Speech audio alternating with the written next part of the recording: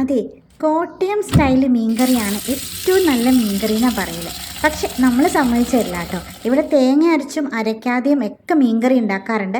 അതെല്ലാവർക്കും ഭയങ്കര ഇഷ്ടമാണ്. എന്നാലും നമുക്കിന്ന് കോട്ടയം സ്റ്റൈൽ മീൻകറി ഒന്ന് ട്രൈ ചെയ്ത് നോക്കാം. നല്ല ചെമ്പല്ലി കിട്ടിയിട്ടുണ്ട്. അപ്പോൾ ചെമ്പല്ലി കൊണ്ടാണ് ഇന്ന് കോട്ടയം സ്റ്റൈൽ മീൻകറി ഉണ്ടാക്കുന്നത്. അപ്പോൾ ചട്ടി എടുത്തോളൂ. ചട്ടി ചൂടായി വരുമ്പോഴത്തേക്കും അതിലേക്ക് കുറച്ച് എണ്ണ ഒഴിച്ച് എണ്ണ ചൂടായി വരുമ്പോഴത്തേക്കും ഒരു ചെറിയ ടീസ്പൂൺ കടുകിടാം. കടുക് പൊട്ടി വരുമ്പോഴത്തേക്കും ഉലുവയും കൂടി ചേർക്കണം. കുറച്ച് ഉലുവയെ ചേർത്തിട്ടുള്ളൂ കേട്ടോ. എന്ന് വെച്ചാൽ ഉലുവയുടെ ടേസ്റ്റ് എല്ലാവർക്കും അത്ര ഇഷ്ടമില്ല, അതാണ്. പിന്നെ ഒരു 4-5 ചുമന്നുള്ളി ചെറുതായി അരിഞ്ഞതും അതിൻ്റെ കൂടെ ഒരു അര ടീസ്പൂൺ വെളുത്തുള്ളി കൊത്തി അരിഞ്ഞതും ഇഞ്ചി കൊത്തി അരിഞ്ഞതും 4 പച്ചമുളക് നെടുകെ കീറിയതും കൂടി ചേർത്ത് നല്ലോണം ഒന്ന് ഫ്രൈ ചെയ്യാൻ വെക്കണം. അപ്പോൾ നമ്മുടെ ഉള്ളിയൊക്കെ നല്ല ബ്രൗൺ കളറായി വന്നിട്ടുണ്ട്. ഇനി അതിലേക്ക് ഒരു കറിവേപ്പിലയുടെ തണ്ടും കൂടി ഇട്ട് കൊടുത്ത് ജസ്റ്റ് ഒന്ന് ഇളക്കി കൊടുത്ത് നമുക്ക് സ്റ്റൗ ഓഫ് ചെയ്ത് വെക്കാം. ഓഫ് ചെയ്ത് വച്ചതിന് ശേഷം അതിലേക്ക് 1 ടീസ്പൂൺ സാധാരണ മുളക് പൊടിയും ഒരു 1/4 ടീസ്പൂൺ മഞ്ഞൾപ്പൊടിയും 1 ടേബിൾ സ്പൂൺ കാശ്മീരി ചില്ലി പൗഡറും കൂടി ചേർത്ത് കൊടുക്കണം. കാശ്മീരി ചില്ലി പൗഡർ കൊടുത്താലാണ് നല്ല കളർ വരുള്ളൂ.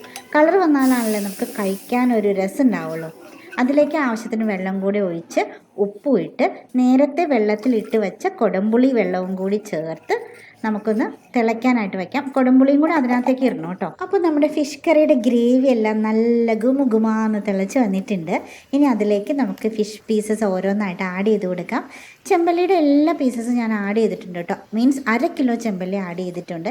ഇനി ജസ്റ്റ് അതൊന്ന് കറക്കി കൊടുക്കാം. ഇളക്കണ്ട കേട്ടോ, ജസ്റ്റ് ഇങ്ങനെ ചട്ടി ഒന്ന് കറക്കി കൊടുത്താൽ മതി. ഇനി ഒന്ന് അടച്ചു വെച്ച് ഒരു 2 മിനിറ്റ് കുക്ക് ചെയ്യാൻ വയ്ക്കാം.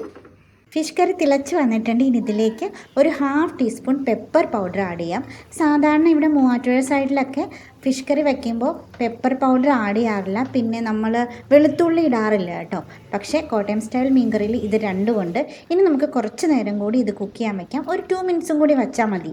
ചെമ്പല്ലി ആകുമ്പോൾ പെട്ടെന്ന് കുക്കായി വരും. മീൻകറിയിലേക്ക് വീണ്ടും നമ്മൾ 2 കതിർപ്പ് കരിവേപ്പിലയും കൂടെ ആഡ് ചെയ്യുകയാണ്. ഇനി ജസ്റ്റ് അതൊന്ന് കറക്കി കൊടുത്തിട്ട് വീണ്ടും ജസ്റ്റ് 1 മിനിറ്റ് കുക്ക് ചെയ്യാനായിട്ട് വയ്ക്കാം. അങ്ങനെ നമ്മുടെ Kottayam style fish curry ready ആയിട്ടുണ്ട്. അപ്പോൾ എല്ലാവരും ഇത് വീട്ടിലൊന്ന് ട്രൈ ചെയ്ത് നോക്കുക. നല്ല അടിപൊളിയാണ്. ഇതിൻ്റെ മുകളിലേക്ക് കുറച്ച് പച്ച വെളിച്ചെണ്ണയും കൂടി ഒഴിക്കണം കേട്ടോ.